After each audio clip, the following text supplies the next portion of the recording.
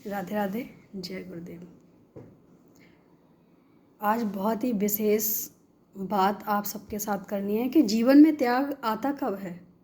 क्या हमारे त्यागने से कुछ होता है या हम चाहें तो ही कुछ होता है।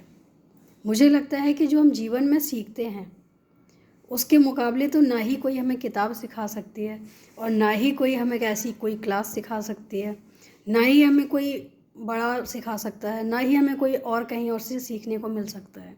जो हम अपने जीवन से सीखते हैं वो हम पूरी ज़िंदगी याद रखते हैं, क्योंकि वो प्रैक्टिकली होता है। जो हम पढ़ के, देख के, लिख के सीखते हैं वो एक अलग हो जाता है, उसको हम भूल भी सकते हैं। लेकिन जो हम अपने जीवन से सीखते हैं वो कभी भी नहीं भूल सकते हैं।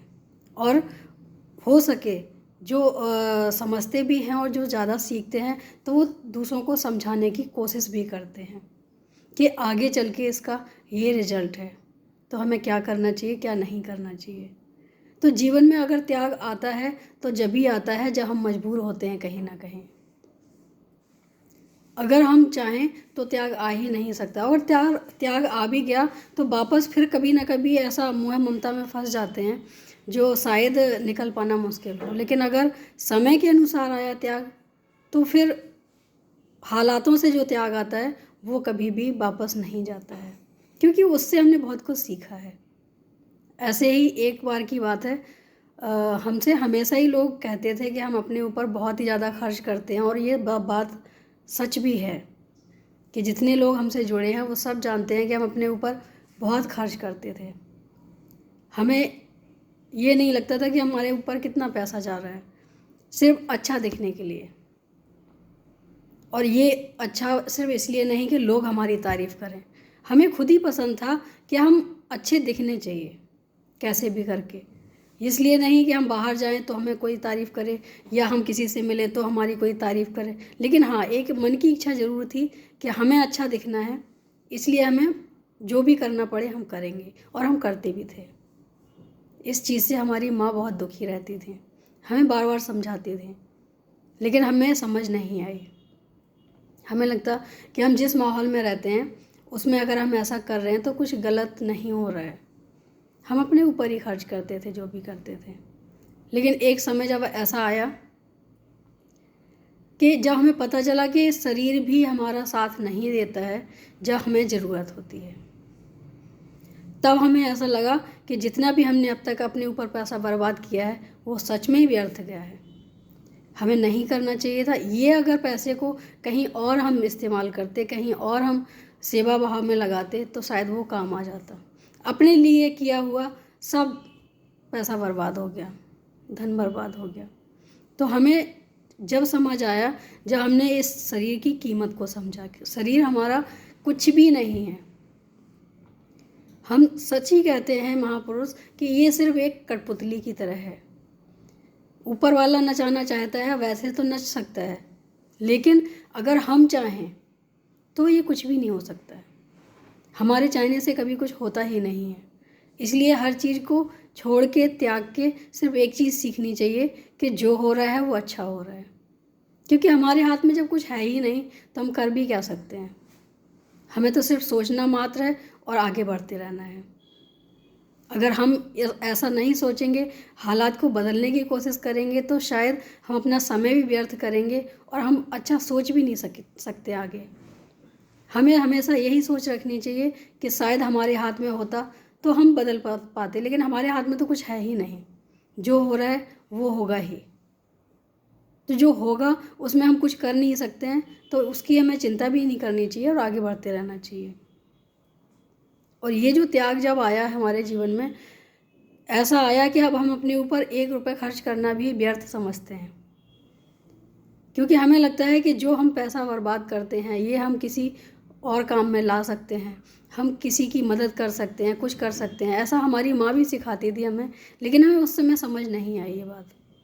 लेकिन जब हमारे सामने कुछ चीज़ें ऐसी घटित हुई जिससे हमें हर चीज़ का अपने आप ही अंदर से ऐसा मन कहने लगा कि जो हमने अब तक किया है वो गलत किया है, लेकिन अब हम जो करेंगे वो अच्छा ही समझ के करेंगे। उसी दिन से हमने अपने ऊपर ध्यान देना ही बंद कर दिया। बस एक ही बात बोली भगवान से, जैसा आपको रखना है वैसे आप रखो। तो होता यही है कि जब तक हमारे जीवन में कोई घटना ऐसी सामने ना आए तब तक हमारे जीवन में बदलाव आता ही नहीं है। हमारे जीवन में बदलाव आने के लिए कोई ऐसी घटना का आना सामने बहुत ज़रूरी है जो हमारे अंदर तक को हिला देता है।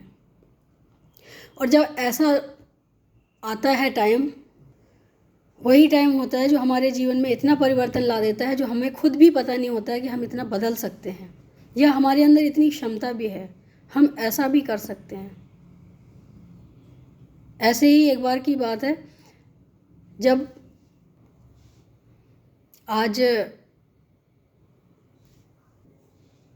3 फरवरी है, तो आज के दिन हमारे पिताजी का स्वर्गवास हुआ था।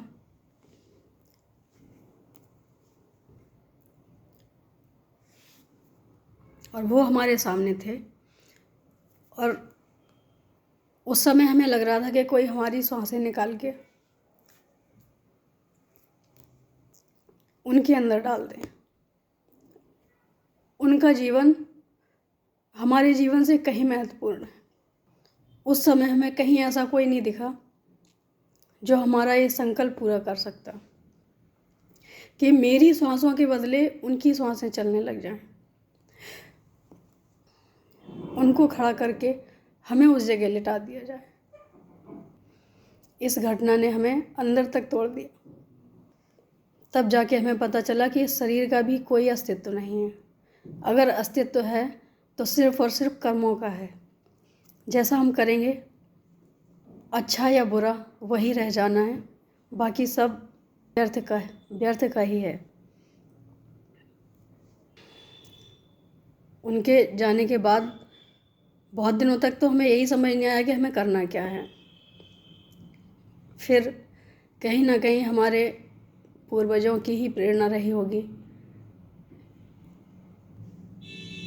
जो कि हमने अपने आप को 8 दिन तक लॉकडाउन की तरह रखा, और सिर्फ इस सोच में कि हमें आगे करना क्या है। ऐसा लग रहा था कि हमारा अस्तित्व ही ख़त्म हो गया। और यही वजह है कि हमने पहले भी कहा कि जब हमारे हाथ में कुछ नहीं होता है और जब हम हर तरह से असहाय महसूस करते हैं, उसी समय हमें अपने शरीर का और अपने जुड़े हर रिश्ते का ज्ञान होता है। क्योंकि ज्ञान कोई ऐसी चीज़ नहीं है जो घोल के पिलाई जा सके या दिखाई जा सके। जो अनुभव होता है जीवन में, वो कहीं ना कहीं हमारे लिए प्रेरणादायक होता है। बस उस समय हमें ऐसा लगा कि जो सांसें हमारी किसी काम नहीं आ सकती हैं, इसका सीधा सा अर्थ है कि जब तक भगवान चाहेगा, जब तक तो चलेंगी, लेकिन अगर हम चाहें तो कुछ नहीं हो सकता है। तो अब हमें वही करना चाहिए जो भगवान को अच्छा लगे। और हमारे सामने जाते हुए हमने उनको देखा जो हमारी जान हुआ करते थे, हम चाह के भी नहीं रोक पाए। तो जीवन यही एक जीवन है कि हमारे हाथ में कुछ नहीं होता है, हम सिर्फ कठपुतली होते हैं। हमें अपना जीवन चलाना होता है, लेकिन हम अपने जीवन को अपने तरीके से कभी भी इस्तेमाल नहीं कर सकते हैं, ना ही अपने शरीर को, ना ही अपने समय को। हाँ, प्रेरणा ज़रूर मिल सकती है, हम प्रेरणा द्वारा ज़रूर आगे बढ़ सकते हैं, या जो भी हम करें वो प्रेरणा से ही हो सकता है। अगर हम चाहें तो ऐसा नहीं हो सकता है। ये जीवन में अगर हम सोच के चलेंगे तो कभी भी हम दुख भी नहीं पाएंगे, और हमें आने जाने का दुख भी कम होगा कि कौन गया और कौन आया। ना खुशी होती है ना दुख होता है, क्योंकि जब हमें इन चीज़ों का मतलब पता चल जाता है कि ये तो सिर्फ आना और जाना एक क्रिया मात्र है, जो जाएगा वो आएगा भी, जो आएगा वो जाएगा भी। तो कहीं ना कहीं हमने भी इस चीज़ को सीखा है कि किसी भी चीज़ का मोह करना बिल्कुल बेकार है, क्योंकि हम चाह के भी कुछ नहीं कर सकते हैं। हमारे जीवन में आई परेशानियों का भी हम कुछ नहीं कर सकते हैं, हमारे सामने आते जाते लोगों का भी हम कुछ नहीं कर सकते। हाँ, अगर हम कुछ कर सकते हैं तो उनसे ये सीख के कि हमें करना क्या है, ऐसा हमें कौन सा कार्य करना चाहिए जो हमारे जीवन के बाद भी रहे। तो कहीं ना कहीं हमने प्रेरणा ली है कि हर चीज़ हमें व्यर्थ जभी से लगने लग गई है कि सब चीज़ बेकार है। सिर्फ जितना कर सकते हो किसी का अच्छा करो, चाहे वाणी द्वारा करो, चाहे किसी भी प्रकार से करो। जिस प्रकार से हम सक्षम हैं उस प्रकार से हमें करना चाहिए। लेकिन हमें कभी भी किसी के लिए गलत नहीं करना चाहिए और गलत बर्दाश्त भी नहीं करना चाहिए। बस 2 चीज़ें हमने सीखी और हम आगे निकल पड़े, और हमें नहीं पता कि हम जीवन में आगे क्या करने वाले हैं। बस एक उद्देश्य के साथ कि जितना हो सके हमें अच्छा करना है, आगे बढ़ना है, कुछ करना है। कुछ माता पिता की प्रेरणा, कुछ गुरुवर की प्रेरणा, कुछ ईश्वर की प्रेरणा, इन सब की प्रेरणा के साथ हम आगे बढ़ना चाहते हैं। और अगर इन सब का आशीर्वाद है तो मुझे पूरी उम्मीद भी है कि हम कहीं ना कहीं अपना इस तरह से विराम देंगे जो हमने खुद भी ना सोचा हो कभी। आज उनके पुण्यतिथि में